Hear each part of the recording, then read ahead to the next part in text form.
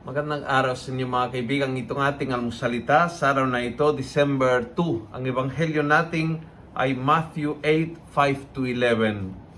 Sabi ng ebanghelyo, when Jesus entered Capernaum, an army captain approached him to ask his help.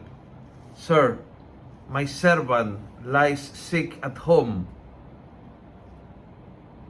And then he said, he is paralyzed and suffer terribly. Jesus said to him, I will come and heal him. Napakaganda po yung lakas ng paghingi na hindi para sa sarili kundi para sa iba. Sa mata ng Diyos, yun ay napakahalaga.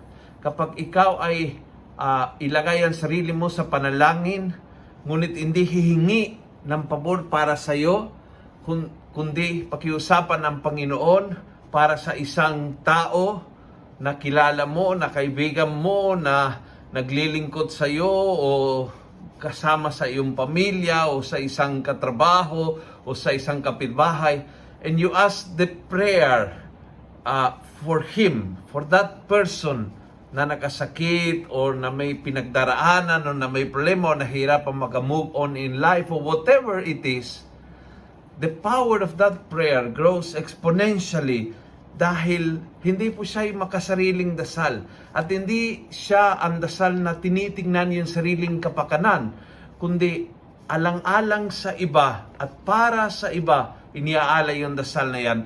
Napakaganda ngayon Adbyento, umpisa pala ng Adbyento, dedicate today all your prayers to pray for a particular person. Think of someone na lalong nangangailangan ng iyong tulong sa pamamagitan ng dasal. And forget about your own intentions today. Hindi naman nakalimutan ng Panginoon at alam ng Panginoon anumang kailangan mo at hindi ka pababayaan.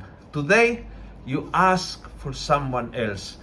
At yung disinterested prayer na hindi tinitingnan lang yung sariling kapakanan, kundi offer for someone else, ay ginto sa mata ng Panginoong Jesus.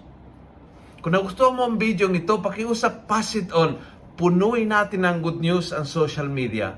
Gawin natin viral, araw-araw ang salita ng Diyos. And God bless.